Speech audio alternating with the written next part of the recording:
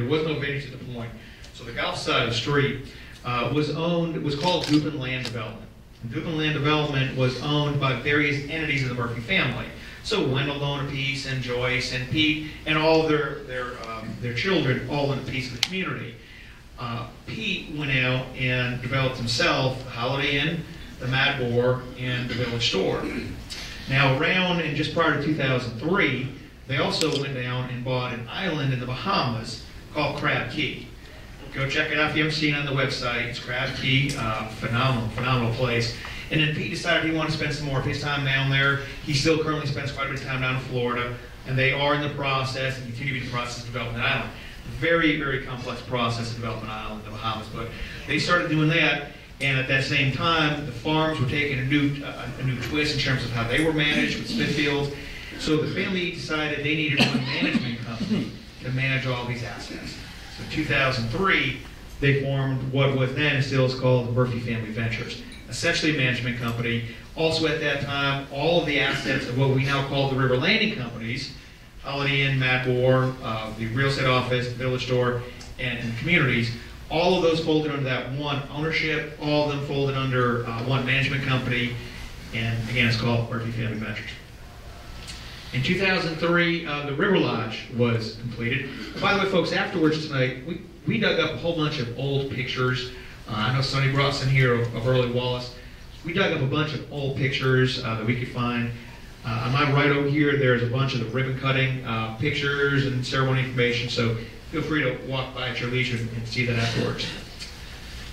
2005, which was pre-ballroom or pre-clubhouse, was one of the neatest events that I've been to. If it wasn't for the gal opening here at the clubhouse, that would have been the neatest event that I've ever been to. It was a tremendous night. Our fitness center indoor pool is as nice or nicer than anything that you'll find anywhere. And it was a super night that we had over 500 people that were part of that opening that evening. In 2006, the landing golf course was completed, and then we began the new configuration of the golf holes. Prior to that, we had 18 holes originally, then 9 holes were developed. For a number of years, we played a 27-hole golf course, and the holes were quite different than they are today in terms of how they were laid out on the numbering of the holes. So in 2006, landing course opened up, new configuration begins. In 2008, we had the blessing of the vines, started planting the grapes. We've had now 2 years of harvest. This year's been a really good harvest, actually, over the vineyards. And then in 2009, we had the event, which is, it'll be tough to top this one. I know a lot of y'all were there that night. We had over 1,000 people in this clubhouse. And for those that weren't here, the entire clubhouse was set up that evening. There was bands playing all over the clubhouse, not only here but downstairs, in the restaurants, and all the areas. It was just a remarkable night. So the question, that's kind of a timeline of the Murphys start this cool little business. It starts to grow, it really starts to explode. River Landing pops on the scene. And I remember asking a question when we first came here, why in the world do people that have hog farms want to get into this business? And I didn't really understand. It wasn't until years later that I did actually understand. And it's actually a pretty simple answer. In the 80s and 90s, the business is blown out of control. They've got a great concept, a great idea, and the business is getting huge. The problem they were having was, especially in the mid and late 80s, before the highway came in, it was really tough to get people to come out here. They would have executives fly in from all over the country. They would sit down and everyone would say, I'd love to come work for the Murphys. It was the hottest thing going. I'd love to work for you, Mr. Wendell, but there's no way in the world I can get my wife and my kids to move into Duplin County. And they heard that enough. And finally, Mr. Murphy is a man of resolve. Finally said, you know what, I can fix that.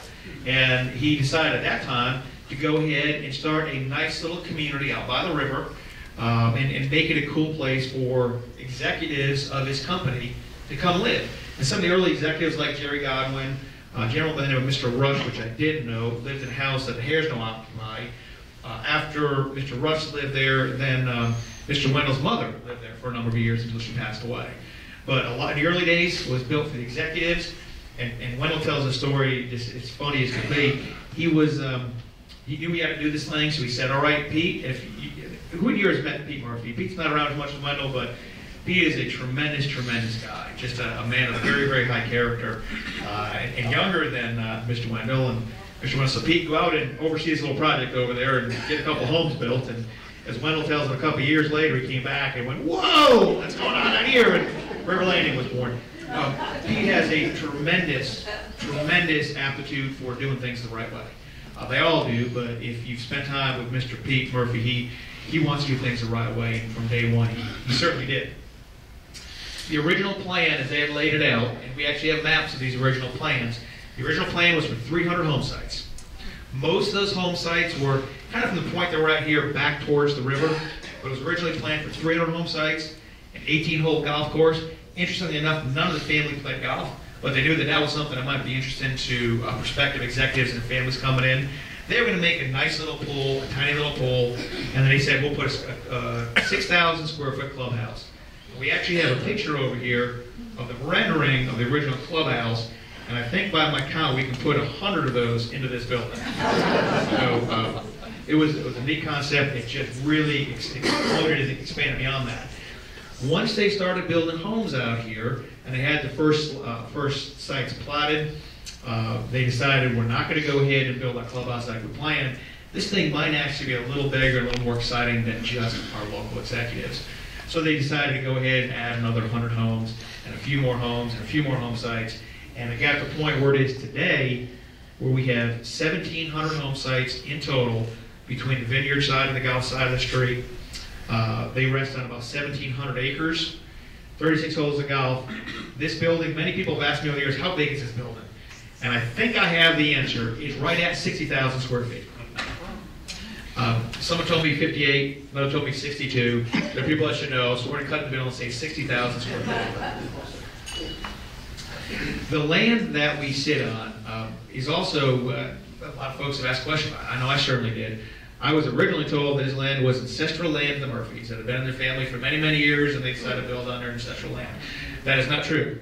The first parcel of land, which was about 990 acres, was purchased from the Taylor family. And interestingly enough, all what we consider now to be, again, the golf side of the street of River Landing, the vineyard side, the bluffs, all of this was literally piece and parcel together. So kudos to all that work done, it's both townsmen and family, to put this whole contiguous community together. But if you look at the recorded maps, it is a combination of a whole bunch of small and some larger parcels put together. There were 13 different families that I was able to investigate and find as being folks that were owners of the original parcels of land.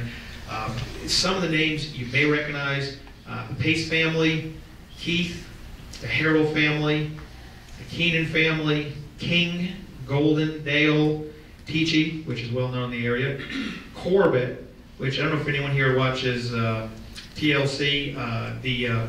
There's a great show on TV right now, actually Discovery Channel, I'm sorry. The Swamp Loggers. That's the Corbett family. They own a ton of land around the area.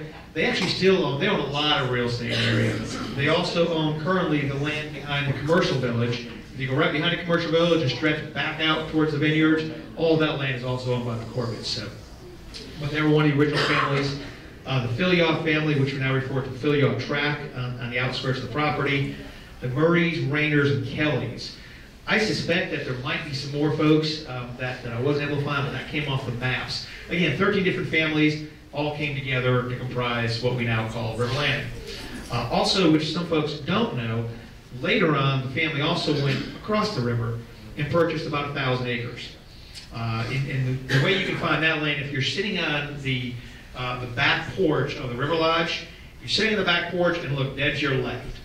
The land out there across the river is what we now refer to as a sanctuary. We have drawings and plans, and we had plans, we still have drawings, to go ahead and develop that property. The original plan for that property was several hundred home sites. Some of the plans varied, but it was 300 to 400 home sites. There was going to be another 18-hole golf course over there, and some pretty neat things. Right now, we just literally have no idea what we're going to do with that property. There is actually a bridge which has been permitted to cross the river. So that was, we got that several years ago. And that bridge, should it ever be built, is if you go towards Riverstone, where the covered bridge is. Just before you get to the covered bridge, look to your left-hand side. There's now a lift station over there, right to the side of the sewage lift station. That's exactly where that bridge would go, crossing over. And if you cross right over the river there, you'd be on a sanctuary property. It's a beautiful, beautiful property. There's tons of wildlife, tons of bears over there. But it's a really neat piece of property, and we do own it. I've heard people talk and ask questions about it. That is property owned by the family currently. This is where we're going to do a little bit of a crossover with the earlier talk, but it'll have some connectivity and it'll tie together. I also want to look back, and this has more to do with the river basin here, the Northeast Cape Fear River, and we call this home now, but who called the home before us? In particular, the properties that we're sitting on right now. Is the research goes back thousands of years ago, nomadic Indians roamed this property. And as the history tells it, the Indians went with the flow and the ebbs of the seasons. They would go up and down the riverbeds from season to season. 1515, the year 1515, the Spanish arrived. And this is the earliest documented history. Captain Salazar arrives, and there's early, very interesting documentation of him exploring the Cape Fear River. 1664, William Hilton arrives. He's an English explorer, and he's really the first one who has some very well documented and narrated stories of traveling up the river. He took 2 months and went up the river. Interestingly enough, at that time, he called the Northeast Cape, and he called the Northeast Cape Fair River, F-A-I-R, not fear. Not sure where the fear came from, but the Northeast Cape Fair River, he said that branch was the major branch of the river, which is different than what we look at today.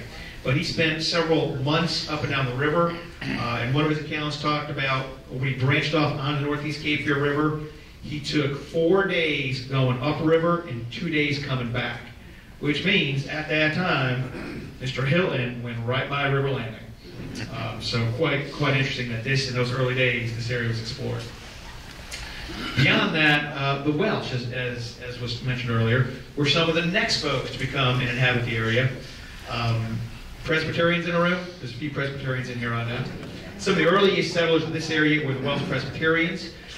They arrived here from Pencaid or Hundred, and they settled along the Cape Fear River Valley, which I thought was also very interesting.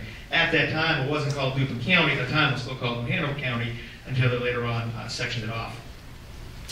In the 30s and 40s, the German Palatines, the Swiss,